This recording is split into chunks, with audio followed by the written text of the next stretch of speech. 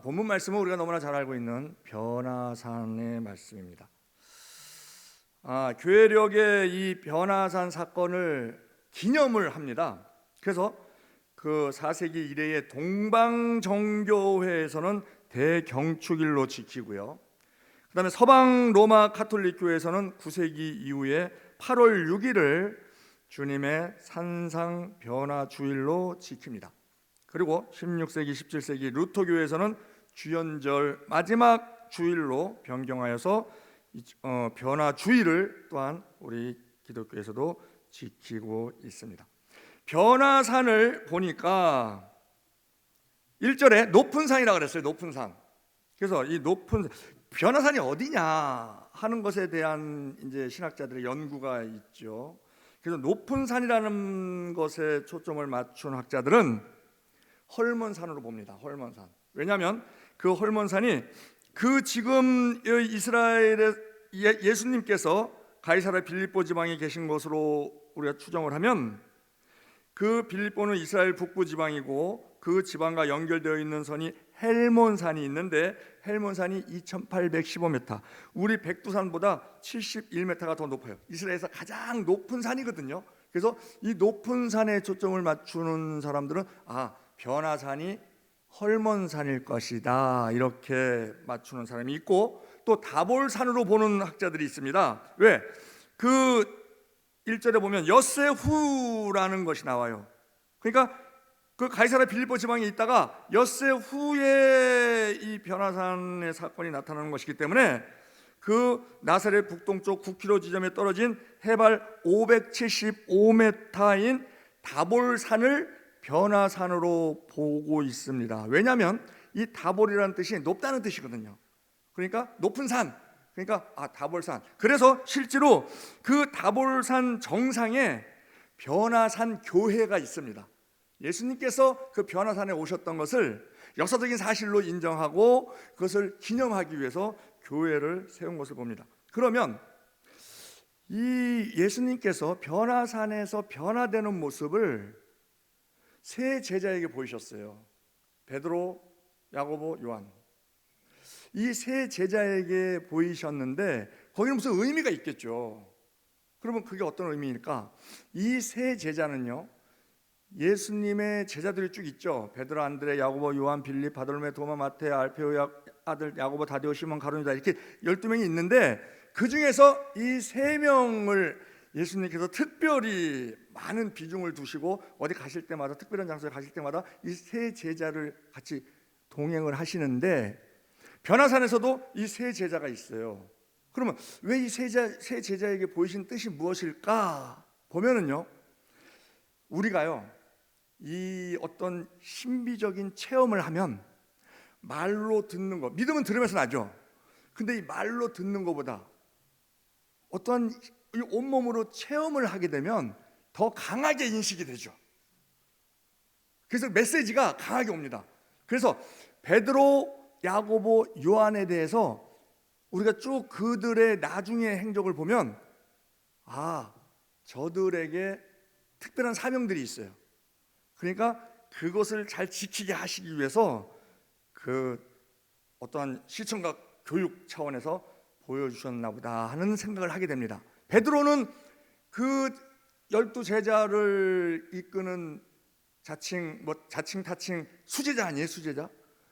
그리고 그 이제 나중에 그 교회에서 예루살렘 교회에서도 지도자로 활동을 하게 되잖아요.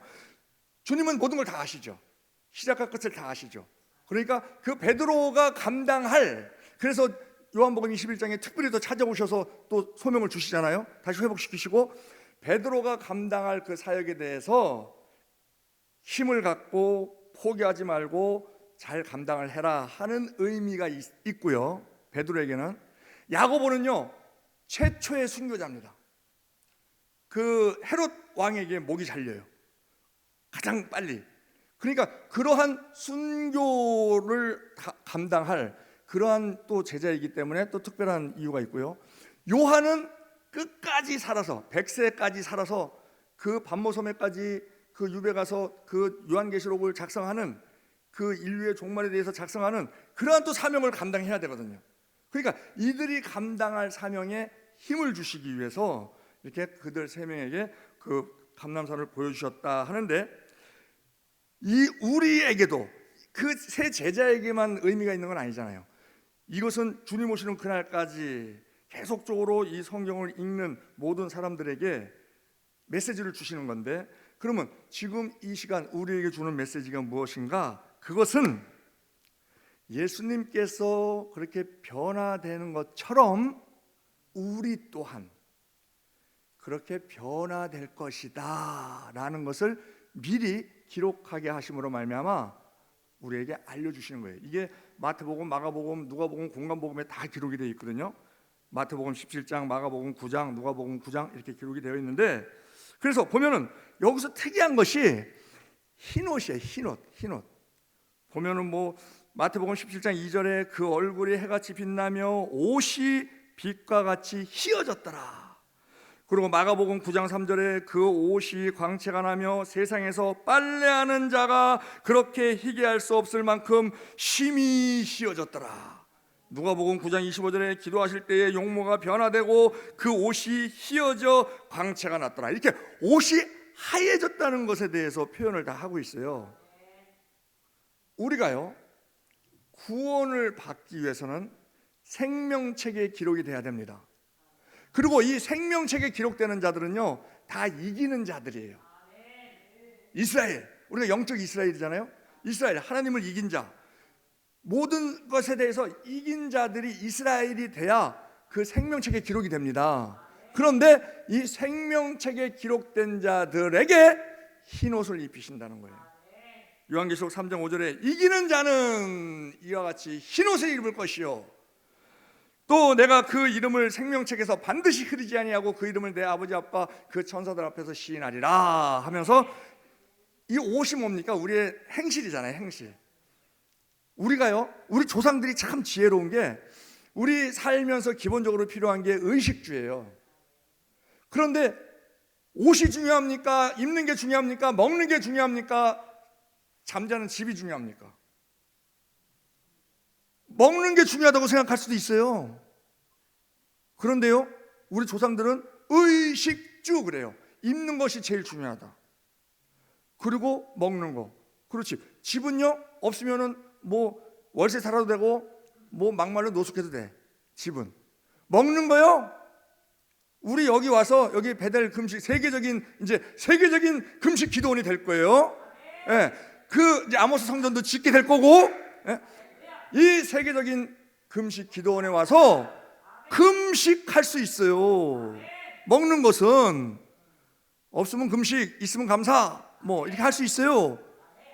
옷은요, 안 입으면 여러분들 이 공간에서 한 발자국도 밖에 못 나갑니다. 잡혀가요. 예? 옷이 없으면 활동을 못 합니다. 그 옷이 중요한 거예요. 그런데 성경은 그래요. 옷을 옳은 행실이다, 행실로 봅니다. 왜 행실로 보느냐? 우리가 옷을 보면은요, 그 사람이 뭘 하는 사람인지 알아요. 경찰복을 입고 있으면 아, 저 사람 경찰이구나. 소방복을 입고 있으면 아, 저 사람 소방사구나. 병원 가니까 가운을 입고 있어. 그럼 저 사람 의사구나. 옷을 보면 압니다. 옷을 보면 그 사람의 행동이 무엇이라는 걸 알아요. 그래서 성경은 옷이 그 사람의 행실이다. 근데 흰 옷이 무엇이냐? 티 없는 그러한 깨끗한 행실. 그런데 우리가 깨끗한 행실이 가능합니까? No, 불가능해요. 그래서 우리에게 하나님께서 길을 열어주신 것이 그 회개입니다. 회개를 함으로 말미암아 예수 그리스도의 피로 옷을 빠는 거예요. 그러면 그 예수 그리스도의 피에 옷을 빨면 우리의 옷이 하얘져요. 예? 그런데 또 세상 삶은 또 세상에 먼지들이 많이 날아다녀요. 그래서 또 묻어요. 또 그래서 우리가 매일 저녁에 주여 우리가 알고 지은 죄 모르고 지은 죄 깨끗게 하여 주시옵소서, 그렇게 회개를 마련해 주신 것이 하나님의 은혜입니다. 이렇게 우리가 흰옷이라는 것이 특별한데, 또 그래서 우리가 변화될 모습에 대해서 우리가 그 성경을 바라볼 수 있게끔 기록을 해주셨고, 또 하나는 예수님에 대해서 순종하라는 거예요. 순종. 여기 보면은요, 마태복음 17장 5절에 호련히 빛난 구름이 저희를 덮으며 구름 속에서 소리가 나서 가로되 이는 내 사랑하는 아들이요 내 기뻐하는 자니 너희는 저의 말을 들으라 하는지라. 예수님의 말을 들으라는 거예요. 마가복음 17장 7절에 마침 구름이 와서 저희를 덮으며 구름 속에서 소리가 나되 이는 내 사랑하는 아들이니 너희는 저의 말을 들으라 하는지라. 누가복음 9장 35절에 구름 속에서 소리가 나서 가로되 이는 나의 아들 곧 택함을 받은 자니 너희는 저의 말을 들으라. 그러면 우리가 예수님의 말을 듣는다는 게 무엇인가? 예수님은 말씀이 육신이 되어 오신 분이에요. 그러면 우리가 이 성경, 이 로고스, 문자로 기록되어 있는 눈에 보이지 않는 말씀을 눈에 보이도록 계시해 주신 말씀, 이게 성경 말씀이에요. 그러면 예수님의 말씀을 들으라는 것은 이 성경 말씀을 우리가 읽으면은요, 이 성경 말씀이 우리의 심령에 말을 합니다. 이게 하나님의 음성이거든요. 그대로 순종하라는 거예요. 그리고 그 신비로운, 자, 그러면 지금 우리가 이제 그 말씀을 듣고 말씀을 따라서 행동하다 보면은요, 우리가 세상 사람들이 하지 못하는, 경험하지 못하는 체험을 우리는 하게 됩니다. 그건 해본 사람만 알아요. 나의 마음이 변하고 또 어떠한 현상, 상황이 변하고, 무엇보다도 나와 대적되어 있는 사람, 우리가 그 사람을 어떻게 변화시킬 수 있습니까? 못 변화시키죠. 그러나 우리가 말씀대로 행하면 그 사람의 마음이 변하게 하세요. 아주 오래된 1930년대 그 목사님들이 많이 썼던 예화라고 하는데, 그 중에 그게 있대요. 어느 그 남편이 바람이 나서 밖에서 딴 살림을 사는 거예요. 그 이 부인이, 그 당시 여자는 아무것도 할 게 없잖아요. 그 부인이 어떻게 해요? 그냥 완전히 을이죠. 남편은 갑이고, 그냥 엄청난 갑질을 하는 거죠. 그러니까는 뭐 애만 타는 거죠. 애만 타는데 하루는 남편이 아유 저기 뭐 밖에서 사니까 돈이 많이 든다. 그러니까 내가 내 첩을 데리고 와야 되겠다.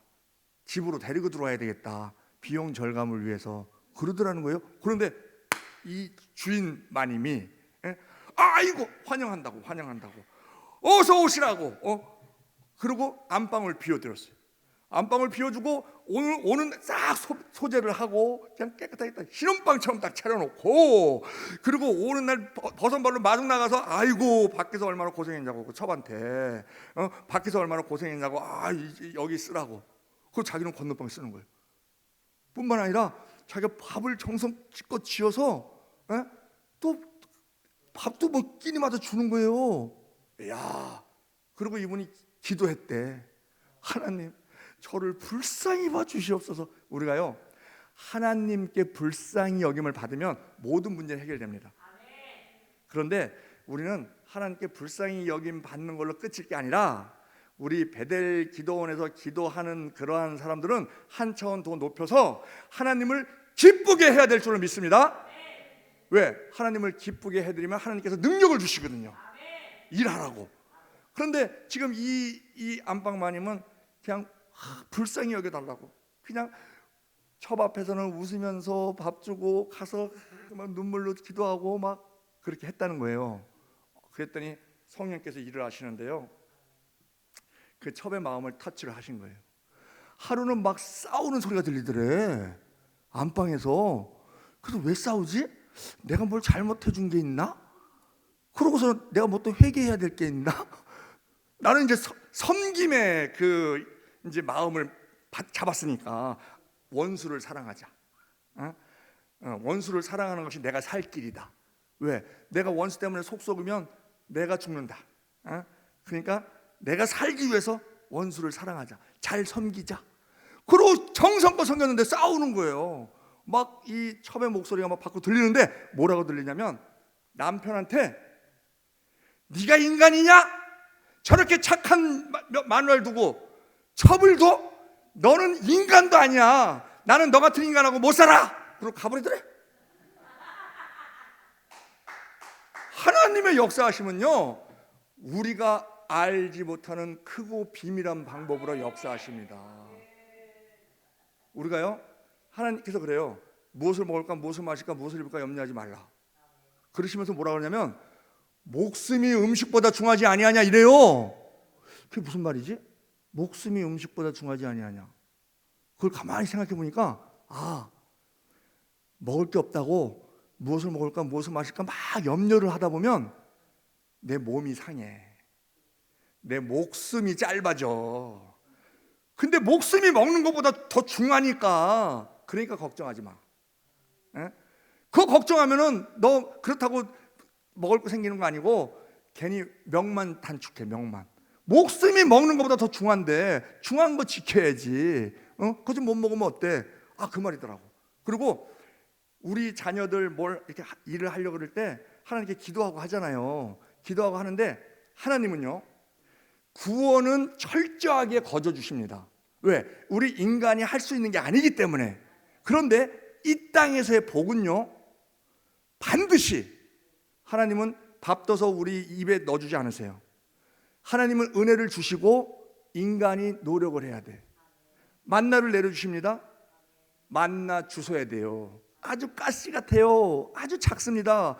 부지런히 주셔야 돼요. 그거 한 오벨 만들려면은 허리가 부러져요. 왜? 해 뜨기 전에 주셔야 되거든. 해 뜨면 다 녹아버리니까. 그러니까 하나님은 만나를 주시지만 그걸 입에 넣어주진 않아요. 그거 만나 줍지 않고 장막에 있는 자는요, 장막 안에 있는 자는 굶어야 돼요. 그래서 하나님은 손은 주시지만 스테이크는 주지 않으신다. 스테이크 먹으려면 만들어 먹어라. 손은 내가 주겠다. 그러니까 그 무엇을 먹을까 무엇을 마실까 염려하지 말라 하고서 하나님께서 하시는 말씀이 뭐냐면, 저 공중의 새를 보라. 심지도 않고 거두지도 않고 창고에 들이지도 아니하되 너희 천국에서 기르시나니 너희는 저희보다 귀하지 않으니, 이래요. 그런데 하나님께서 저기 앉아있는 새를 보라 이렇게 안 그러시고 저 공중에 있는 새를 보라 이래요. 공중에 있는 새는요, 계속 날개짓 해야 돼요. 날개짓 안 하면 추락합니다. 그러니까 네가 할 일은 네가 해. 그 대신 먹이 걱정을 하지 마. 우리 자녀들이 뭐 하려고 그럴 때 망설이죠? 하나님 그냥 안 주신다. 네가 할 수 있는 것은 네가 해. 그 대신 이 일이 실패하면 어떡하지? 염려하지 마. 왜? 하나님께서 해주실 거야. 그렇지만 하나님이 마련해 주셔도 네가 구하고 찾고 두드려야 돼. 그러니까 공중의 새를 보래요. 공중의 새를 보라. 그 새는요, 계속 날개짓 해야 되고요, 그리고 먹을 거 찾아서 가야 돼요. 그 대신 먹이 없으면 어떡하지? 이 걱정하지 마라. 그리고 들의 백합화를 보래. 저 시냇가의 백합화 보라 이러지 않아요. 들의 백합화는요, 들에는요 물 없어요. 그러면 들의 백합화는 어떻게 해야 되냐면요, 계속 물을 찾아서 계속 뻗어야 돼. 계속 그 식물이 해야 돼요. 계속 뻗어야 되는데 물 없을까봐 어떡하지? 이런 걱정하지 마라. 물은 내가 마련한다. 이거거든요. 그러니까 마찬가지로 우리가 이 변화산 이걸 들으면서 보면서 우리가 변화될 것이다. 저렇게 흰 옷 입게 영광스럽게 우리가 변화될 것이다. 그런데 그걸 머리로만 알고 우리 자신이 변화가 안 되면 아무 소용없는 거예요. 우리가 변화를 해야 돼. 우리가. 그러면 우리가 어떻게 변화가 돼야 되는지 봅시다. 하나님께서 우리에게 주신 모든 우리를 변화시키는 데 있어서도 하나님께서는 전능하신 분이잖아요. 그냥 확 뒤집어서 그냥 변화시켜 버리시면 돼. 근데 하나님은 나름대로 각자에게 맞는 방법을 쓰시더라고. 그것을 우리가 살펴볼 텐데, 그리고 이 하나님께서는 그 세 명이 사명을 감당하는 데 있어서 좌절하거나 포기하지 말라고 용기를 주시기 위해서 주시는 것인데, 우리가 신앙생활 하면서 어려운 점들을 만날 수 있어요. 그럴 때 우리 변화산의 우리 변화된 모습을 생각하면서 용기를 가지라고. 우리는요, 성경 말씀대로 이렇게 보면은 우리는 현재의 고난은 장차 우리에게 다가올 영광과 좋게 비교할 수 없다. 우리가 영광을 받을 거야. 그러니까 지금 이 고난을 우린 견뎌야 돼. 그런데 예수님은요, 이 변화산에서 보여주시는 모습이 영광을 먼저 보여주십니다. 영광을 먼저 보여주시고, 그리고 그 모세와 엘리야로 하여금 예수님께서 예루살렘에서 별세하실 것, 고난당하시고 별세하실 것을 말을 해요. 영광을 먼저 보여주고 고난이 있을 것이다, 이걸 보여주는 거예요. 즉 고난 후에 올 영광을 미리 땡겨서 보여주시는 겁니다.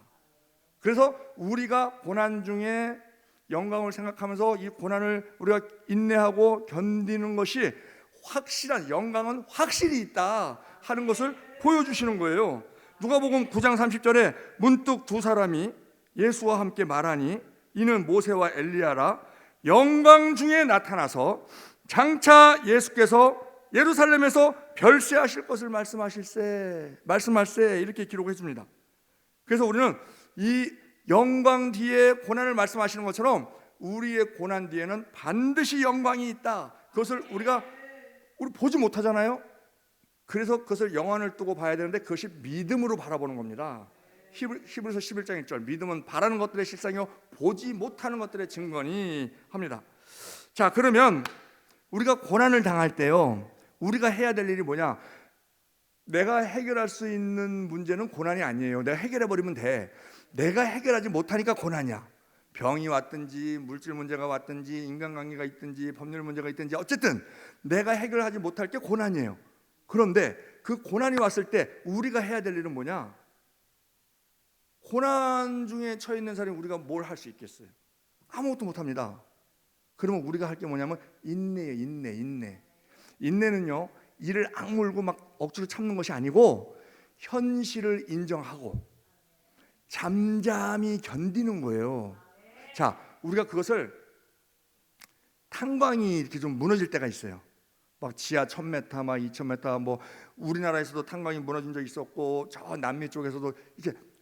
그러면 세계적인 뉴스가 나와요. 사람이 매몰이 돼 있으니까 뉴스가 나오는데, 그러면 그 매몰되어 있는 사람이 할 수 있는 일이 뭐냐? 아무것도 없습니다. 뭐 커피 믹스라도 있으면 커피 믹스라도 타먹고 그러게 있겠는데, 뭐 그것도 없으면 아무것도 할 수 있는 일이 없어요. 매몰되어 있는 사람은 탄광 속에. 그런데 그 사람들을 뉴스에 나오면 세계에서는 막 그 사람 애를 타게 기다리죠.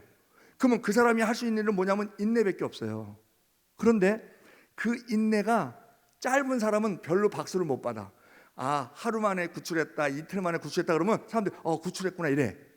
근데 열흘이 지나도 사람은 있는데 아직 구출을 못했다, 뭐 13일이 지났는데 구출을 못했다, 보름이 됐는데 한 사람이 나왔다, 그러면 막 사람들이 막 열광을 합니다. 막 박수를 보내요. 그 사람이 한 일이 뭐가 있는데? 아무것도 없어. 그냥 갇혀 있었다가 나온 거야. 그런데 그가 거기서 인내했거든. 그러니까 사람들이 얼마나 힘들었을까 그걸 아는 거예요. 15일 동안. 그러니까 나오면은 뭐 막 박수를 치고 뭐 난리를 쳐요. 기간이 오래되면 오래될수록. 여러분들에게 고난의 기간이 깁니까? 그만큼 하나님의 상이 쌓입니다. 사람들은요, 자기 일 신경 쓰느냐고 20일 만에 나와도 박수 안 치는 사람이 있을 수 있어요. 하지만 하나님은 절대로 우리를 잊지 않으시는 분이시기 때문에 일거수일투족 다 보시고, 우리가 인내가 그만큼 힘들면 힘들수록. 그런데 또 은혜가 뭐냐? 우리가 어려운 일을 당하죠. 그런데 감당치 못할 시험은 주지 않으신다 그래요. 고린도서 10장 13절에 사람이 감당할 시험 밖에는 너에게 당한 것이 없나니 오직 하나님은 미쁘사 너희가 감당치 못할 시험 당함을 허락지 아니하시고 시험 당함을 쯤에 또한 피할 길을 주사 너희를 능히 감당케 하시니라. 그러면 우리에게 제가 아침에 말씀드렸죠. 이스라엘이 가나안에 들어갔더니 여리고성이 있어. 아니, 여리고성이 왜 있어? 그 힘들게 그를 부셔야 되는데, 그것은 누가 부셨어요? 하나님이 부셨죠. 우리 앞에 어려운 문제가 있는 것, 하나님의 능력을 보이시기 위함이다. 그래서 우리가 어려운 일이 있을 때, 그때 우리는 할렐루야 해야 되는 게 왜냐? 하나님의 은혜를 경험할 시기예요. 그때가. 원하는 사람은 아무도 없어요. 그런데 나한테 왔어. 그러면은 하나님께서 또 어떤 은혜를 주시려고 나에게 이렇게 어려움을 주셨는가. 그리고 우리 회개할 거 회개하고, 그리고 기도할 거 기도하고, 기다리고 기대하고 있으면 하나님께서 해결해 주시거든요. 자, 우리가 이처럼 우리의 인내로서 우리가 기다리는데 어떤 어려운 문제가 아주 진짜 산더미 같은 어려운 문제가 나한테 닥쳤어. 내가 도저히 그걸 해결을 못해. 그건 내 생각입니다.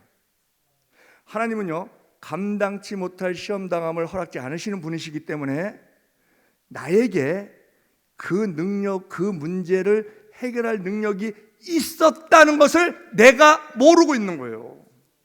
하나님은 다 아시죠? 그 문제를 우리가 정면 돌파를 하면은요, 아하, 내가 닭인 줄 알았더니 독수리였구나. 그거를 알게 된다는 거예요. 예? 근데 우리는 계속 땅바닥에서 그냥 독수리임에도 불구하고 닭처럼 살아. 예? 그다가 문제가 딱 터지면 날아가면 되는데 그거를 닭처럼 여겨갖고 그냥 아이고 그래 한숨 푹푹 쉬고. 그런데 하나님은 우리가 감당치 못할 시험당함을 허락지 않으시는 분이라는 그 믿음이 딱 있으면 내가 맞짱 떠볼까? 해볼까? 우리 대한민국이 얼마나 대단하냐면 홍수가 납니다. 태풍이 불어요. 그럼 피해가 생겨요. 그러면 이게 전 세계로 뉴스가 나가요. 그런데 외국인들이 우리 한국인을 대단하게 보는 게 뭐냐면, 아니 저렇게 태풍으로 두드러 맞고 홍수로 두드러 맞고 그렇게 피해를 입었는데 그 다음 연도에 그거를 수리를 안 하고 또 두드러 맞네. 그래서 외국인들은 이해가 안 된다는 거예요. 그러면서 딱 결론 내린 게 뭐냐면, 아, 한국 사람들은 자연과 맞짱 뜨는 민족인가 보다. 그거를 수리를 해야 될 거 아니야, 빨리빨리. 근데 또 당하더라는 거야. 외국인들 이해가 안 된대요. 그러면서 야, 저 한국인 대단하다. 야, 그거 올려면 와라. 작년에 우리 당했지만 올해는 한번 해보자 또. 그러다 또 당하고. 오, 대단하다고. 그러는데 변해야지. 그거는 그 사람들이 잘못 보는 거죠. 우리가 변화가 안 돼. 우리 개인적으로도 마찬가지예요. 자, 이 변화상에서 보여주신 그것을 보고 우리가 그 영광을 찾기 위해서 우리가 할 일이 있다는 거예요. 구원은 우리가 받았지만 구원이 다 같은 구원이 아니고, 우리가 예수님 옆에 있던 강도하고 구원받았어요. 사도 바울하고 구원받았어요. 둘이 상이 똑같을까요? 다르죠. 그래야 공평하신 하나님이지. 그래서 우리가 상급을 위해서는, 그 성경에서는 그럽니다. 너희의 구원을 두렵고 떨림으로 너희의 구원을 이루라, 이런 말이 있고, 그리고 뭐 구원 받았다는 말이 있는데, 그럼 그 구원을 이루라는 게 뭐야? 이게 성화 구원입니다. 성화 구원. 내가 보다 기업을 받기 위해서, 상속을 받기 위해서 그것을 두렵고 떨린 마음으로 이루어 나가는 것, 하나님과 우리 인간과의 사이의 이 갭을 자꾸 줄여가는 것, 하나님께 더 가까이 어제는 내가 5만 번의 죄를 지었으면 오늘은 4만 5천 번만 짓고, 또 내일은 또 4만 번만 짓고, 그렇게 해서 죄를 자꾸 줄임으로 말미암아 하나님께 더 가까이. 이게 변화거든요. 변화. 이게 성화예요. 성화. 성스러운 변화. 성화. 이렇게 나가야 되는데, 변화에는요 3가지 타입이 있습니다. 쇠퇴하는 변화가 있어요. 모든 물건은요 이렇게 오래되면은 낡아. 그래서 막 나무도 토막 오래 놔두니까 막 부서지더라고. 그게 변화되는 거야. 그게 쇠퇴하는 변화예요. 그리고 윤회적인 변화가 있어요. 이게 돌고 도는 변화. 역사가 그렇고 유행이 그래요. 그리고 우리 기독교에서의 변화는 뭐냐면 창조적인 변화입니다. 죽은 듯해 보이는 나무가 싹이 나요. 그 변화입니다. 거기서 우리는 부활을 볼 수 있어야 돼요. 죽었는 줄 알았더니 싹이 나네. 겨울에는 딱 죽은 척 하잖아. 그런데 이 꽃도요 보면 각 나라마다 나라꽃이 있어. 국화라 그러죠. 근데 이게 그 나라 민족성하고 똑같습니다. 영국의 국화는 장미예요. 영국 신사의 나라. 장미 깔끔하죠. 그런데 신사의 나라가 굉장히 냉정합니다. 장미에 가시가 있더라고. 그리고 중국의 국화는 그 국화의 국화, 그냥 만만디, 되는 것도 없고 안 되는 것도 없고 그냥 그런 식으로 또 느리게 생긴 그런. 일본의 국화는 벚꽃이에요. 사쿠라는요 확 폈다가 확 져요. 일본은 사무라이 문화가 뭐냐면 자기가 잘못 책임질 때 칼 딱 뽑아갖고 배 딱 찔러갖고 딱 배 가르고 그냥 죽어버려요. 예? 아주 화끈하게. 그리고 한국의 꽃은 무궁화입니다. 그 무궁화가 왜 무궁화냐면 무궁하게 핀다는 거예요. 죽은 듯 하다가 또 피고 죽은 듯 하다가 또 피고. 그래서 그 인류 그 역사상에 우리 뭐 외침을 뭐 930번이나 받았다 그러는데 그래도 안 죽, 물론 하나님이 우리를 살리시는 거지. 제사장 국가로 쓰시기 위해서. 그냥 우리는 그게 무궁화야, 무궁화. 그냥 무궁하게 그냥 피는 거야. 시들었다가 또 피고 시들었다가. 꽃을요. 자, 무궁화꽃 하나 꺾고요. 벚꽃 하나 딱 꺾어서 딱 비교를 해보면 비교가 안 됩니다. 무궁화꽃은요, 꽃 중에 꽃이에요. 우리 한국 사람하고요, 일본 사람하고 개인적으로 1대1로 자질을 비교하면요, 한국 사람 훨씬 뛰어납니다. 그런데 일본은 뭉치면 힘을 발휘해요. 벚꽃이 그냥 막 뭉치니까 아주 보기가 좋아. 무궁화는요, 막 이렇게 군립돼 있잖아요. 군집돼 있죠. 정신이 없어. 보면 정신이 없어요. 그리고 무궁화에 왜 이렇게 벌레가 많아? 우리 한국인한테 좀 비리가 많아. 에? 이게 민족성하고 이게 딱 맞더라고. 어쨌든 그 꽃이 피는 거, 그것이 창조적 변화입니다. 그러면 우리도 맨날 그 고목처럼 있을 게 아니라, 제가 키가 크니까 사람들이 저한테 비교를 해요. 이렇게 키 작은 사람 이렇게 보면 옆에서 그래요. 고목나무에 매미 붙은 것 같다고. 그러면 저는 그 말이 굉장히 듣기 안 좋더라고. 왜냐하면 고목은 죽은 나무거든. 매미는 살아있잖아. 그럼 내가 죽었나? 근데 그렇게 비교를 하더라고요. 어쨌든 우리도 그 죽은 고목처럼 있으면 안 되고 계속적으로 창조적인 변화를 해야 된다는 거예요. 자, 우리가 진화론을 찰스 다윈이 진화론을 주장을 했습니다. 그래서 그거를 그 과학계에서는 그냥 지배를 하고 있어요. 교과서에서 아이들한테 그렇게 가르쳐요. 진화론을 가르쳐. 근데 이 찰스 다윈이요, 영국 성공의 신학교에서 신학을 전공했던 그 신학생이었어요. 그 전공자였는데 진화론 연구 기반이 된 환경이 어떻게 됐냐면 남미의 어느 토인 부족에 가봤더니 거기는 사람은 사람인데 사람이라고 볼 수가 없어. 생활하는 거나 거의 짐승이야. 생활하는 거나 뭐 말하는 거나. 그래서 저 사람들은 진화가 덜 됐구나. 이렇게 해서 진화론에 대해서 연구를 시작했다는 거예요. 그런데 그가 나중에 말년에 거기를 또 다시 가봤더니 원래 싹 바뀌어버렸어. 완전히 새롭게 변화가 돼버렸어요. 그래서 어떻게 된 건가 했더니 거기에 선교사가 들어가갖고 그들의 의식주를 바꾸고 또 말씀으로 양육하고 해서 아주 완전히 서양 사람들하고 똑같은 그런 생활을 하더라는 거예요. 그래서 저들이 진화가 덜 돼서 그런 게 아니었구나. 교육이 부족해서 그랬었구나. 그거를 깨달았답니다. 깨달아서 그가 다윗이요, 마지막 병상에서 붙든 것이 성경책이고요. 그가 마지막 남긴 말이 거룩하신 하나님, 위대하신 하나님, 나의 구주시여. 아니 그러면 다윈이 그렇게 제대로 변화가 되려면 그거를 전 세계에다가 나의 진화론은 잘못된 것이다 하고 공포를 했어야지. 그 공포까지는 안 했더라고. 그러니까 우리가 성령에 우리 불타야 되거든요. 성령의 불에 우리가 불타야 되는데 성령의 불에 끄슬린 사람이 있어. 끄슬린 사람. 성령 불을 받긴 받았는데 확 불타야 되는데 끄슬려 갖고 그냥 완전히 타버리지 않은 그런 상태. 우리가 등대 있잖아요. 등대 우리가 성소에 들어가면 오른쪽에 떡상이 있어요. 그건 하나님의 말씀이다. 보통 그래요. 왼쪽에 등대가 있어요. 그것은 성령이다. 기름을 계속 보여줘야 되니까 감람유를. 그리고 앞에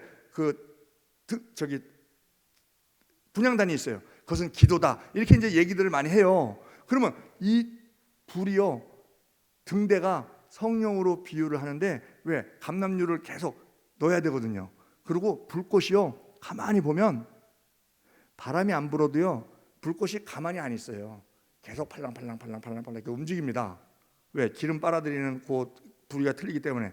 그래서 성령 충만한 사람은 계속적으로 움직여야 된다, 저 불꽃이 움직이는 것처럼. 그런데 그 기름을 쓸 때 순전한 기름을 써야 되거든요. 깨끗한 기름을 써야 되거든요. 그래야 빛이 나거든요. 그런데 성령 받았다고 하면서 거기에 오염되어 있는 사람이 있어. 기름을 부음을 받았다면서 오염돼. 이 기름에요 불순물이 들어가면 어떻게 되는 줄 아세요? 끓음 납니다. 불은 빛은 비쳐. 근데 끓음이 나요. 끓음 나면 어떻게 돼요? 사람들이 다 인상을 쓰죠. 성령 받았다고 하면서 자기의 행동이 변화가 안 되면 사람들이 막 인상을 찌푸리고 오히려 교회로부터도 멀어지게 만드는 그런 결과도 만들 수 있다는 거예요. 그래서 우리가 변화가 되려면 제대로 변화가 돼야 되는데, 우리가 변화가 되려면은요 나의 패습을 버려야 돼요. 패습을 버려야 되는데 그게 우리의 의지로 하려고 그러면 되는 것 같은데 안 됩니다. 담배 같은 경우요, 어떤 사람은 담배 피는 게 세상에서 제일 쉽대. 자기는 하루에 20번도 끊었대. 끊었다 폈다 하면 그거는 끊는 게 아니죠. 어? 그러면 담배를 어떻게 끊느냐? 기도하면, 하나님께 기도하면. 이제 보통 이 금식 기도원에 와서 이제 담배를 많이 끊는데, 하나님께 기도하면 어떻게 끊느냐? 옛날에는 옆에서 누구 기다릴 때나 아니면 술 마실 때나 옆에서 담배를 피면 그 담배 냄새가 아주 구수했대. 근데 성령께서 딱 끊어주시고 나서는 그 담배 연기가 막 역겹더라는 거지 막. 그래서 끊게 되는 거예요. 그래서 자기 스스로 담배를 끊는 사람은요 조심하래. 왜냐하면 그만큼 독한 사람이기 때문에. 근데 성령에 의해서는 자동으로 끊어지는 거예요. 자동으로. 술도 마찬가지고. 그러한 변화가 있어야 되는데 나의 패습이 많죠. 그것뿐만이 아니고 버려야 될 게 많죠. 버려야 될 게 많은데 그것을 버린다고 하면서 작정하면서 또 하고 그래. 그런데 성령께서 그거를 끊어주실 때는요 어떠한 현상이 나냐면, 내가 뭘 한다는 거는 그게 거기서 주는 즐거움이 있기 때문에 하는 거예요.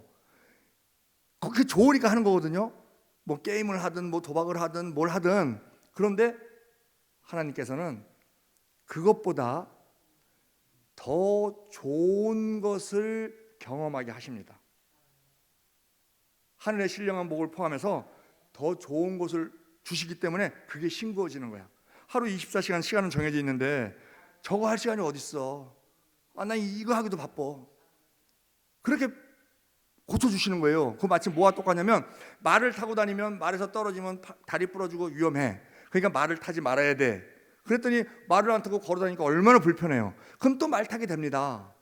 그런데 성령께서는 말을 타지 마, 딱 그러시고는 마차 주십니다. 그럼 마차 타고 다니세요. 말을 왜 타고 다녀 피곤하게. 예? 그렇게 해주시는 분이 성령님이에요.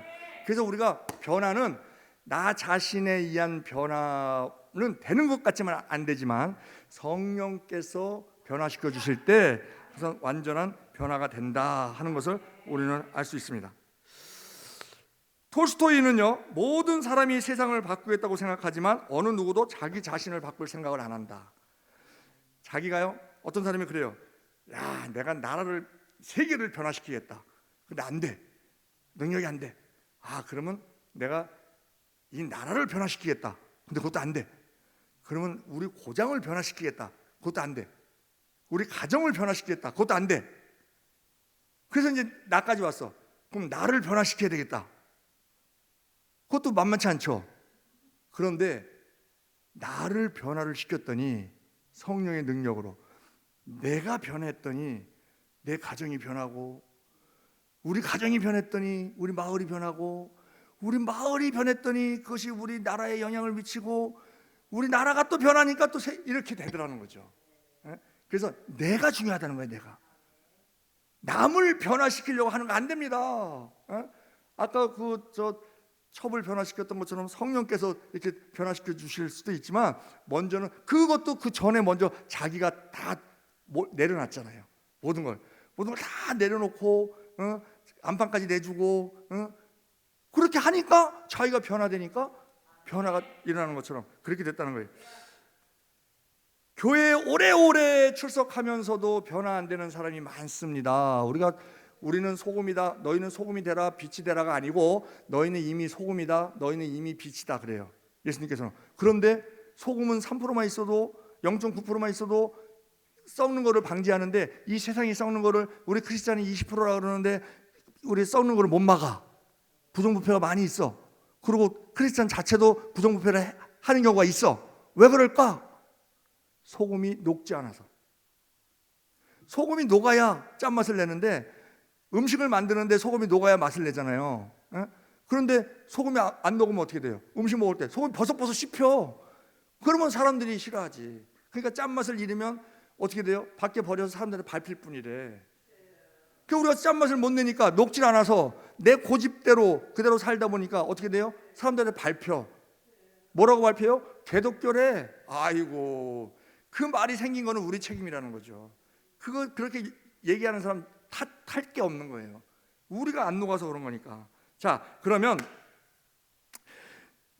이제 변화가 돼야 되는데, 내가 먼저 변화가 돼야 다른 사람한테도 변화가 되는 방법을 가르쳐 줄 수가 있어요. 그런데 변화가 돼야 되는데 뭘로 변화가 돼야 되느냐? 지금 이 변화상에 나타난 세 사람이 있어요. 예수님, 그 다음에 모세, 엘리야. 그들의 공통점을 보면 그 변화의 모습을 우리에게 보여준 거기에서 공통점. 자, 베드로가 그러죠. 너무 분위기가 좋으니까, 이거 천국 같으니까 예수님한테 그래요. 아, 예수님, 우리가 저 초막 셋을 짓고, 하나는 주를 위하여, 하나는 모세를 위하여, 하나는 엘리야를 위하여 초막을 짓고 우리 여기서 삽시다. 그렇게 얘기하죠. 그게요, 교회가 막 부흥을 하잖아요. 교회가 부흥을 하면 건축을 하죠. 건축을 하는데 처음에는 예수님을 위해서 예배당을 딱 짓습니다. 말씀이 선포되는 곳, 예배당을 딱 지어요. 그리고 이제 이 재정이 이제 이렇게 좀 쌓이면, 그 다음에 모세를 위해서, 모세가 모세오경이고 신명기가 그 출애굽기 2세대들을 교육했던 그 기록들이잖아요. 그러니까는 그 모세를 위해서 초막 짓듯이 교육관을 또 딱 지어. 교육관을. 그러고 나서 이제 또 재정이 좀 있으면은 그 엘리야가 기도의 용사 아니에요. 예? 불을 내리게 했던. 그래서 바알 선지자 450명을 처형했던. 그래서 그 엘리야를 위해서 초막 짓듯이 기도원을 또 딱 지어. 그래서 예배당, 교육관, 기도원, 이 세 개를 대형교회들이 다 짓고 있거든요. 요 세 개를 딱 짓고 나면 부흥이 딱 멈추는 경우가 많아요. 왜? 아, 이제 됐다. 담임 목사님 자체가 풀어지는 거야. 그러니까 베드로가 여기가 좋사오니 초막 3개 짓고 그냥 여기서 삽시다 하는 그런 모습과 비슷하게 나오죠. 그런데 우리가 이 세 사람의 특징이 뭐냐면, 다들 하나님의 말씀을 받은 자들이죠. 예수님은 그 자체가 말씀이시고, 모세도 하나님의 말씀을 받아서 움직인 자고, 엘리야 또한 하나님의 말씀대로 움직인 자예요. 그러면 이 세 사람의 공통점에서 하나님의 말씀을 받은 자들이더라. 그러면 우리도 변화가 되려면 하나님의 말씀, 즉 이 성경에 의해서 우리가 변화가 된다는 거예요. 성경을 많이 읽으면요 변화가 됩니다. 깨달음이 오고요. 왜? 말씀 있는 곳에 성령이 계시기 때문에 그래요. 어느 그 부부 절도단이 있었어요. 둘이 그냥 아주 반죽이 잘 맞아서 남의 걸 많이 훔쳐갖고 막 집도 좋은 데 살고 그러는데, 자녀는요 부모의 말을 듣고 자라는 것이 아니고 부모의 등을 보고 자란다는 거예요. 부모의 행동을 보고 그대로 따라한다는 거예요. 그러다 보니까 남매가 있는데 남매도 부부 절도단이 된 거야.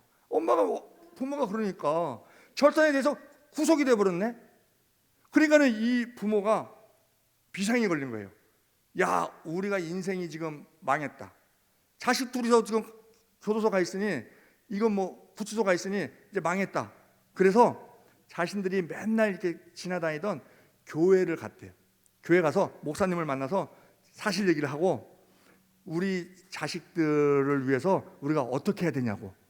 그랬더니 자, 변화가 돼야 되는데 그 변화가 되기 위해서는 하나님의 말씀이 변화를 시키니까 그 목사님이 성경을 두 분에서 성경을 100번 읽으세요. 그러면 자녀들이 변화가 될 겁니다. 이렇게 얘기를 한 거예요. 그래서 알았다고. 자식이 부모가 어떻게 한다고 변화를 일으키겠어요? 안 되잖아요. 자신도 없고. 그래서 그렇게 하면 된다고 하니까 성경책을 이제 그 교회에서 자고 먹고 하면서 예배할 때 예배하고 예배 안 할 때는 두 부부가 성경책을 읽는 거예요. 100번을 읽어야 되니까. 그러면 자녀가 변화가 된다고 하니까 100번을 읽는 거예요. 읽는데 이거 한 번 읽는데요, 이게 구약이 1331페이지고 신약이 423페이지 1754페이지를 읽으려면은요, 이게 한 하루 종일 읽어도 한 20일 걸려요. 20일. 예? 그러면 100번을 읽으려면 거의 한 8년 걸려요. 아니 그러면 8년 걸리면 애들 나오지 안 나오겠어? 근데 나오면 뭐 하냐고. 변화가 돼야지. 그래서 이제 읽기 시작하는데 하루는 그 남편이 돈을 현찰을 이만큼 갖고 왔더래. 그 이걸 목사님한테 주더래. 그 이거 뭡니까? 그랬더니 아 우리가 여기서 자고 먹고 하니까 이거 저 숙식비라고. 어? 그러면서 이렇게 주더래. 그래서 아 그러면 그거는 헌금할 때 헌금하시라고. 그래서 그 헌금하더래요. 그럼 열심히 읽는 거예요. 그리고 자식들한테 편지를 썼어요. 우리가 너희들의 변화를 위해서 엄마 아빠가 이렇게 교회에서 목사님 말씀대로 성경을 우리가 100번 읽기로 하고 지금 읽고 있다. 하루에 8시간 10시간씩 읽고 있다. 이걸 편지를 쓴 거예요. 그랬더니 편지를 딱 받아보니까 이 자식들이 아니 우리 엄마 아빠가 생전 책을 읽는 걸 본 적이 없는데 성경책을 읽는다고? 그리고 주변에 보니까 그 성경책이 있더라는 거죠. 그래서 성경책을 보고 나도 한번 읽어볼까? 그리고 읽었더니 너무 어려워. 뭐가 뭔지 모르겠어. 그러니까는 거기서 성령께서 터치를 하시는데 아니 이렇게 어려운 책을 생전 책도 안 본 우리 부모님이 나를 위해서 이 책을 읽는다고?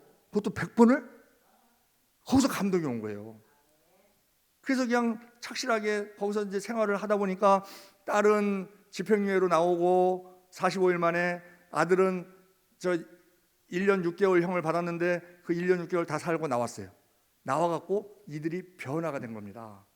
변화가 돼서는 그 딸은 저기 용산에 그 신발 가게 나이키 거기 매장에 이제 목사님이 소개를 해주고 아들은 그 용산에서 그 전자상가 거기서 이제 이렇게 점원으로 심부름하는 점원으로 하고 부부는 그 우리 동네에 그 대형 그 농산물 마트 있어요. 대형 이제 그러니까 슈퍼보다 좀 큰 거죠. 거기서 이제 그 농산물 날르는 그 일 하고 그러면서 완전히 변화가 됐다는 거예요. 성경을 읽었더니 성령께서 그렇게 일해 주시더라 하는 겁니다. 이 성령이 변화를 시켜 준다는 거예요. 그리고 두 번째는 이 예수님과 엘리야와 모세의 특징이 뭐가 있냐면 다들 기도의 사람입니다. 기도의 사람. 그래서 기도가 우리를 변화시켜 준다 하는 거예요. 우리가 5만 번의 기도 응답을 받은 고아의 아버지 조지 뮬러 알죠? 우린 그냥 그렇게만 알고 있어요. 5만 번의 기도, 고아의 아버지 조지 뮬러. 그런데요, 그가 보니까 어릴 때 엄청 불량 소년이었다는 거예요. 아버지가 세관이었는데 아버지가 막 그 부정으로 받은 뇌물 뭐 이런 거를 그 구두에다가 이렇게 감춰놓고 그것을 갖다가 막 흥청망청 쓰는 것을, 방탕한 곳에 쓰는 것을 이 아이가 조지 뮬러가 본 거예요. 10살 때 보고 그도 또한 그 아버지 돈을 훔쳐갖고 가출해서 방탕한 생활을 하다가 결국 베르엔 비텔에서 여관비가 모자라서 도망하다가 잡혀서 유치장 신세가 됐다는 거예요. 당시 나이가 16살. 그런데 그가 거기서 예수를 믿고 시편 68편 5절에 그 거룩한 처소에 계신 하나님은 고아의 아버지시며 과부의 재판장이시다, 이 말을 들은 거예요.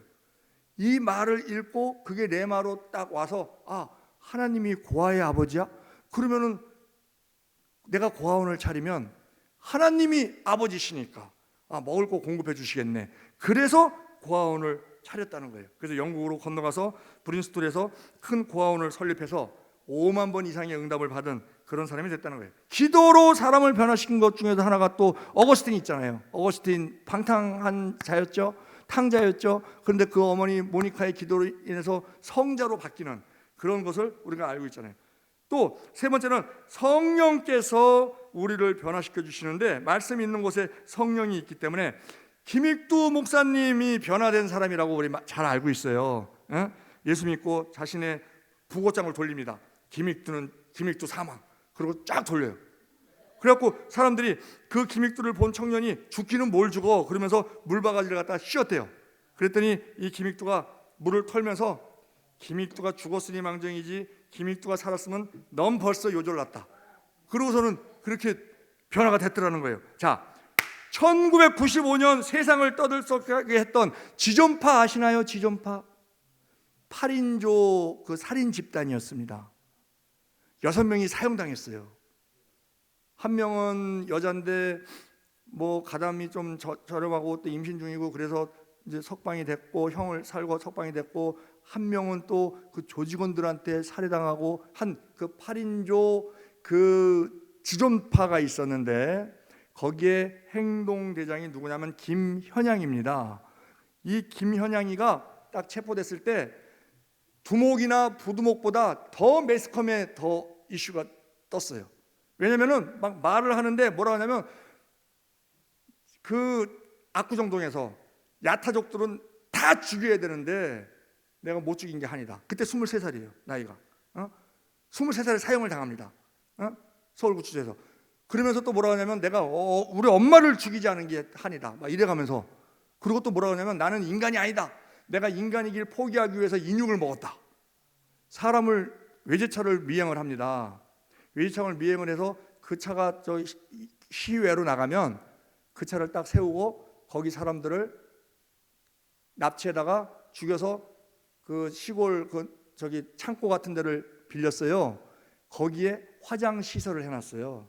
그래서 거기서 인육을 먹고 그리고 나머지 다 태워버리는 거예요. 다 화장해버리는 거예요. 그렇게 5명을 죽였어요. 그래서 이 5명이 사형을 당했는데, 자기가 사람을 죽일 때 양심의 가책이 왔대요. 그래서 우리 조직원들한테 내가 너무너무 미안했다. 양심의 가책을 가지면 안 되는데 사람을 죽이는 거에 대해서 자기가 양심 가책 가진 거에 대해서 너무너무 조직원들이 미안하다 막 이런 얘기를 막 하는 거예요. 그가 그 교도소에서 예수를 믿습니다. 예수를 믿고서는 뭐라고 그러냐면, 죽을 때는 내가 살아있는 5명을 죽였으니까 나의 장기를 내가 기증할 테니 죽어가는 5명을 살려달라 이렇게 하면서 죽고요. 그리고 그가 한 얘기가 이게 있어요. 지난날 사회를 어지럽히던 살인자 김영양이 예수님의 종이 되었다고 전해주세요. 그리고 이 세상 서로를 존중하며 아껴주는 마음을 가지고 사랑을 베풀면 저 같은 죄인은 다시 태어나지 않는 것이라는 것도 잊지 말고 전해주세요. 그리고 교도관들에게 여러분도 예수 믿고 구원받으세요. 그러고 죽었다는 거예요. 엄청난 변화죠. 그 성령으로 인해서 변화가 된 겁니다. 자, 변해야 삽니다. 변해야 사는데, 자, 우리가 이 여자가 변해야 돼. 여자가 왜 그러냐면요, 남자는요 여자의 머리입니다. 남편은 아내의 머리예요. 그렇죠? 머리예요. 그런데 아내는 남편의 목이더라고. 그러니까 머리는 목이 움직이는 대로 움직여. 그래서 세상 사람들이 그래요. 세상을 정복하는 것은 남자다. 그러나 남자를 정복하는 것은 여자다.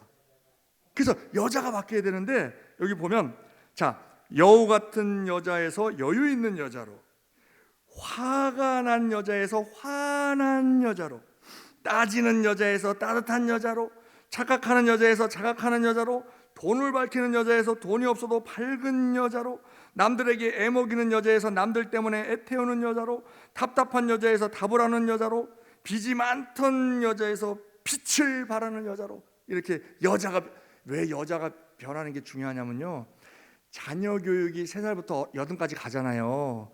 근데 자녀 교육 어렸을 때 엄마가 교육시키더라고.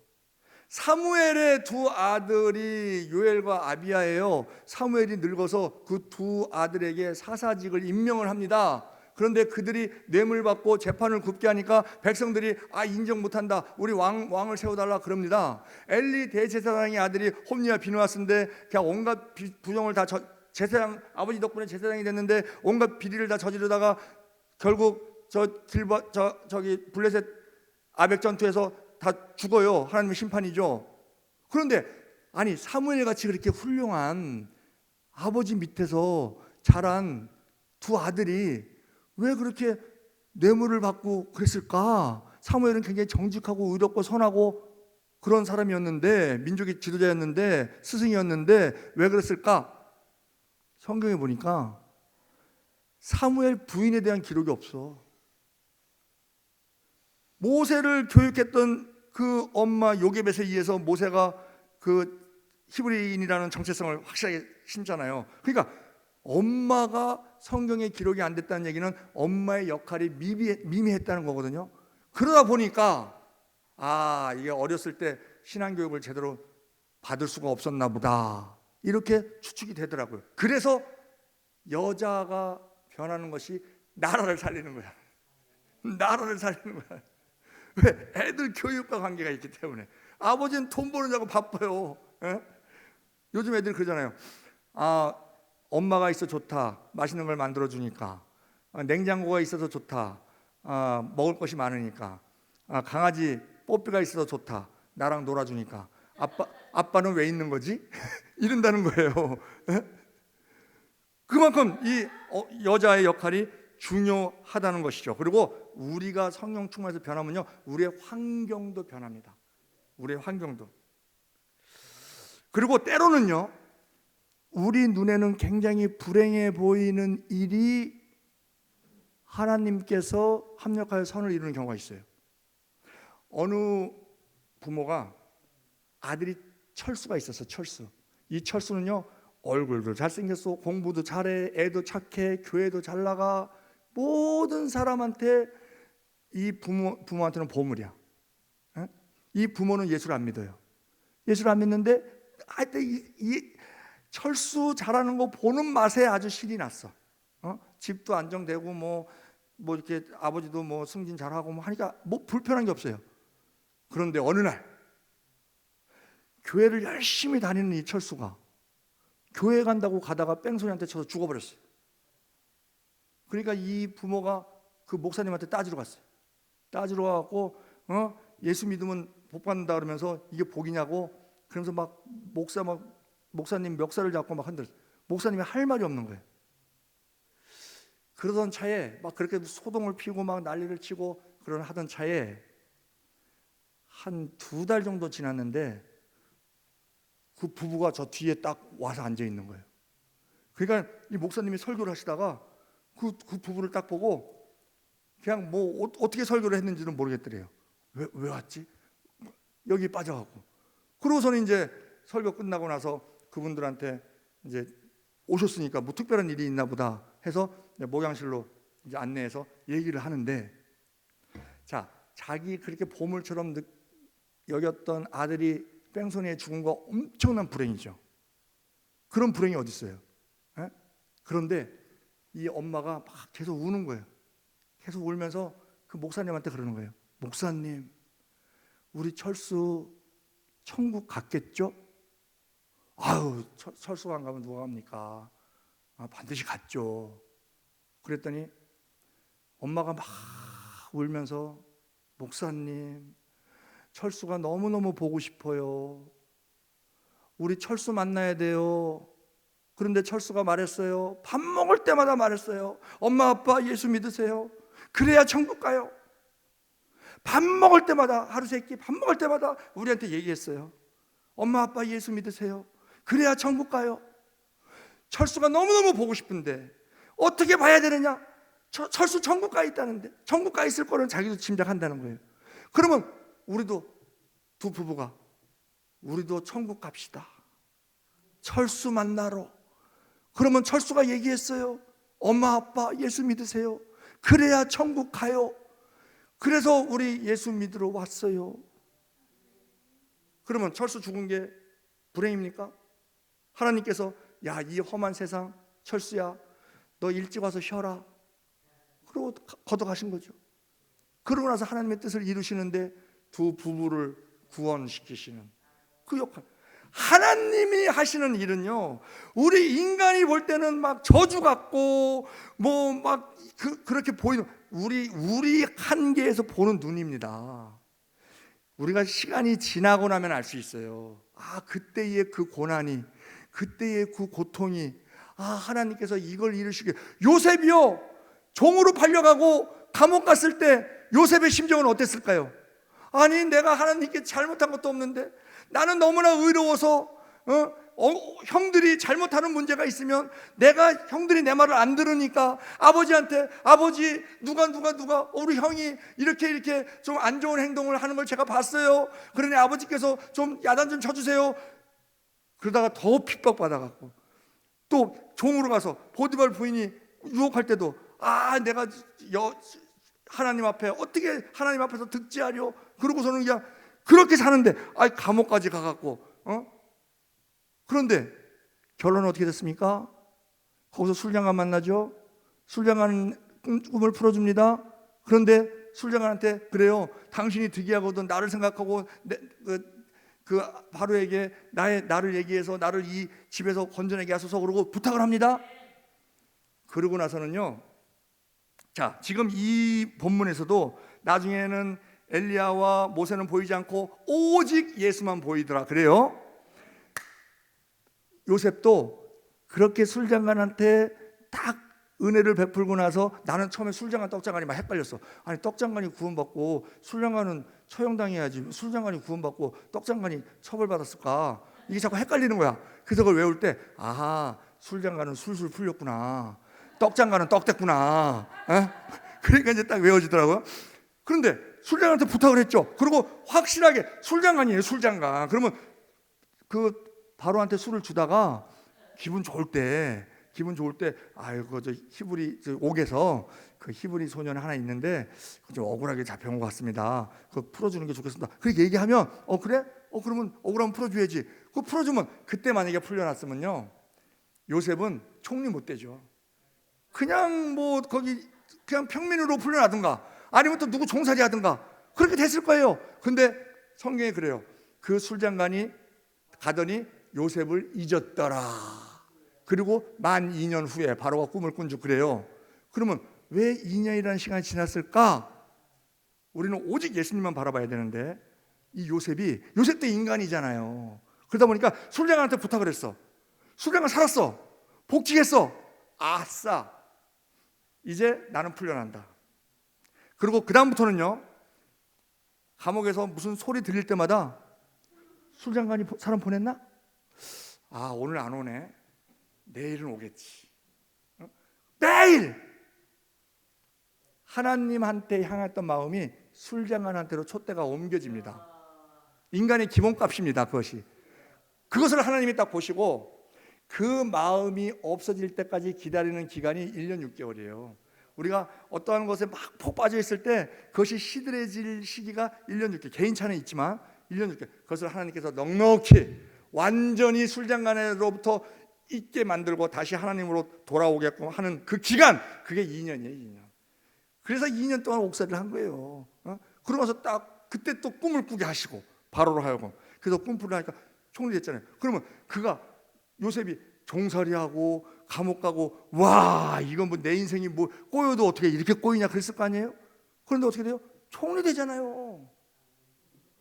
우리의 어려움, 우리의 자녀들의 어려움, 질병 문제든지 물질 문제든지 인간관계 문제든지 모든 문제든지 어려운 문제, 하나님께서 은혜를 주시기 위해서, 고난이요 지혜를 낳습니다. 애 앓고 나면은요 꾀가 생겨요.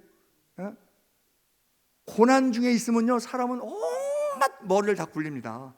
그러면서 머리가 팽팽 돌아가요. 그래서 거기에 어떤 지혜를 얻어요. 가장 큰 지혜는 하나님을 의지하는 것이죠. 잠언 3장 5절에 너는 마음을 다하여 여호와를 의뢰하고 내 명철을 의지하지 말라. 범사에 너는 그를 인정하라. 그러면 내 길을 지도하시리라. 스스로 지혜롭게 여기지 말지어다. 여호와를 경외하며 악을 떠날지어다. 이것이 내 몸에 양약이 되어 내 골수를 윤택하게 되리라. 잠언 9장 10절에도 여호와를 경외하는 것이 지혜의 근본이요 거룩하신 자를 아는 것이 명철이니라. 하나님을 아는 것, 우리는 하나님을 알잖아요. 어려움이 있을 때 하나님께서 또 어떤 은혜를 주시려고, 그러면 나는 기도하고, 기도할 때 이 문제를 해결해 주시옵소서, 이 기도보다도요, 그건 좀 낙심되는 면이 있어. 왜? 하나님은 하나님의 때에 해결을 해 주시거든요. 우리는 우리의 때 해결받길 바래. 이게 시간이 안 맞아. 그러니까 우리가 낙심이 돼요. 그러니까 하나님의 때에 이루어 주신다 하는 것을 믿고 우리가 기도할 때는, 하나님 지금 힘듭니다. 이것을 이길 수 있는 힘을 주시옵소서. 그래서 거기서 이길 수 있는 힘이 있으면 그걸 견디는 거예요. 그리고 기다리는 거야. 기도하면서 기다리는 거예요. 어떻게? 기대하면서. 그러면 내 힘으로 하는 것이 아니고 하나님께서 우리가 알지 못하는 크고 비밀한 방법으로 해결을 해주시고, 우리는 그 일이 있기 전보다 더 큰 은혜를, 더 큰 열매를 갖게 될 것입니다. 우리가 내 아들이 대학에서 떨어지고 회사에서 자꾸 낙방하고 내가 병이 들고 가난해지고 하는 그러한 것에 있어서 우리는 위로를 하나님께 받아요. 우리에게 질병을 주시는 유익이 있습니다. 뭐냐면 질병 걸리는 사람은 교만하지가 않아요. 주여 살려주시옵소서, 치료해 주시옵소서, 아주 겸손해집니다. 나를 낮추게 돼요. 나를 낮추게 되고, 내가 그 질병에서 하나님의 때가 돼서 하나님이 데려가시는 거는 누가 막겠어요? 그건 어쩔 수 없는 거야. 내가 때가 됐나 보다. 그거 가면 돼요. 그런데 하나님께서 우리를 치료해 주시고, 하나님께 위로해 주시고 치료해 주시고, 그걸로 끝나는 것이 아니고, 우리로 하여금 나 같은 질병 걸린 사람, 나 같은 가난 겪는 사람, 나 같은 갈등 겪는 사람을 위로할 수 있는 능력을 우리에게 주십니다. 하나님께 받는 위로로서. 고린도후서 1장 3절에 찬송하리로다. 그는 우리 주 예수 그리스도의 하나님이시요 자비의 아버지시요 모든 위로의 하나님이시며 우리의 모든 위로 중에서 우리를 위로하사, 우리로 하여금 하나님께 받는 위로로서 능히 모든 위로 중에, 그 환난 중에 있는 자들을 능히 위로하게 하시는 이시로다. 우리가 하나님께 위로를 받고 은혜를 받고, 그로 말미암아 다른 사람들이 어려운 지경 환난 지경에 있는 사람들을 우리로 하여금 하나님께 받는 위로로서, 그러면 하나님께서 계속적으로 그 사람을 위로할 수 있는 위로를 공급해 주신다는 거예요. 그들을 위로할 수 있는 능력을 우리에게 주시기 위해서 호세아를 선지자로 쓰시는데, 왜 호세아에게 고멜을 갖다가 그 음탕한 여인을 부인으로 맞이하라 그러고, 또 그 집 나가면 또 데려오라 그러고, 또 돈까지 지불해 주면서 데려오라 그러고 계속 그럽니까?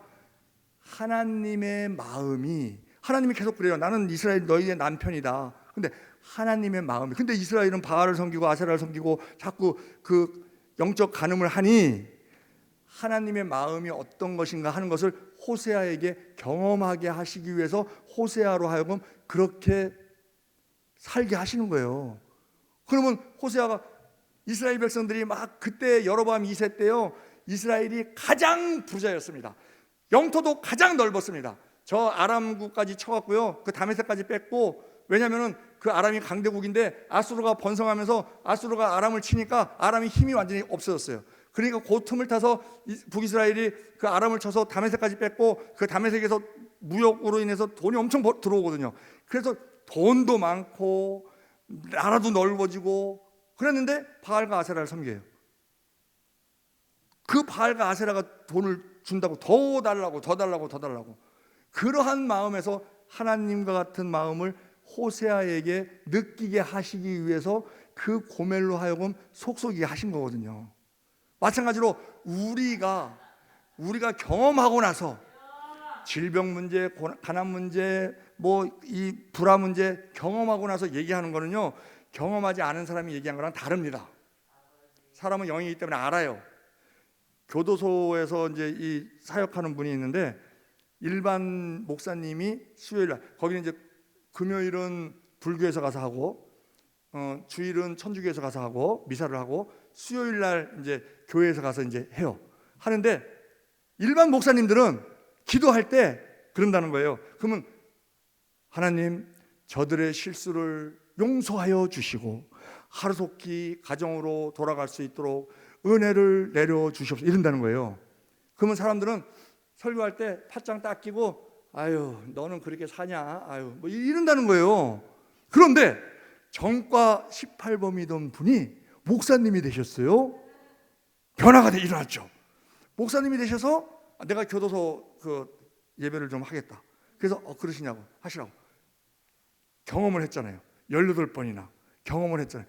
기도가 다르다는 거예요. 사람들이 팔짱 딱 끼고 이렇게 듣다가 기도 소리를 듣고 슬슬슬 이렇게 풀리더라는 거야. 근데 그 기도 내용이 뭐냐? 하나님, 저들의 죄를 주님께서 불쌍히 보시고 법이 허용하는 한도 내에서 가장 작은 처벌을 받게 하시고 피해자와 합의가 이루어지게 하시고 검사와 판사의 마음에 긍휼함을 주셔서 법이 허용하는 가장 약한 법으로 처벌되게 하여 주시옵소서. 이러니까 피해자와 합의가 잘 되게 하시고, 그러니까는 그렇지, 합의가 잘 돼야지. 그리고 검사와 판사의 마음에 자비와 긍휼을 주셔서, 그러니까 검사 판사 맨날 만나야 되는 상대거든요. 그 사람들은요, 제가 소년원에 가서 얘기를 했더니 너희 힘들지? 그랬더니 안 힘들대. 왜? 힘들잖아. 그랬더니 아유, 걔들 거기서 활발하게 막 뛰어놉니다. 다람쥐 같이. 그래서 뭐라 그러냐면 먹여주죠, 재워주죠, 입혀주죠, 도둑 들까봐 지켜주죠, 탔다 하면 관차요, 만났다 하면 판검사예요. 그러더라고. 아유, 내 입이 딱 벌어지더라고. 그러니까 판검사 얘기가 나오고 피해자와 합의 얘기가 나오고 이러니까 이 자기가 원하던 거거든요, 그게. 그러니까 팔짱 이렇게 딱 끼고 있다가 슥 풀리더라는 거예요. 그렇게 됐으면 좋겠다, 이렇게 경험했기 때문에, 18번이나 경험을 했기 때문에 그들이 원하는 게 뭔가를 알았어. 근데 경험하지 못한 분은 그냥 겉돌기, 수박 겉핥기식으로 들리더라는 거예요. 저들을 용서해 주시고 가정으로 속히 돌아가게 해주시고 뭐. 그러므로 우리가 결론을 맺겠습니다. 변화산을 우리에게 기록하고 우리에게 읽게 하신 것은 우리로 하여금 변화되기를 원하시는 하나님의 소원이 있으신 것이고, 그 변화는 하나님, 이들이 가진 특성에서 나온 것처럼 하나님의 말씀인 성경, 또한 기도의 사람인 것처럼 기도, 또한 그 성령의 인도를 받았던 것처럼 성령으로 인해서 우리가 변화가 되는데, 그러므로 우리는 반드시 변화를 원할 때 하나님께서 변화시켜 주신다는 것을 믿고, 우리가 어려운 상황에 있을 때 그것을 벗어나는 그러한 경험을 하고 나면 나 자신이 아이고 내가 한 곱이 넘었다 하고 끝날 것이 아니고, 그 어려운 지경에 있는 다른 사람들을 우리가 또한 위로하고 그들에게 하나님을 전하고 예수 그리스도의 은혜를 전하고 하나님의 사랑을 전하고 성령이라는 분이 있다, 그 성령과 교통을 하면 여러분들도 내가 이렇게 겪었던 어려움을 이렇게 겪었던, 위로받았던, 은혜받았던, 그것도 나의 하나님은 당신의 하나님이니 그렇게 될 수 있다 하는 것을 전할 때 우리는 증인이 되는 것입니다. 우리 모두가 다 우리의 어려운 문제 원해서 오는 거 아닙니다. 그러나 그것에 낙심하지 말고 거기에 하나님의 뜻이 무엇인가를 생각하면서 우리가 다른 사람들을 또한 살리는 그러한 우리 모두 되기를 우리 주 예수 그리스도 이름으로 축원드립니다.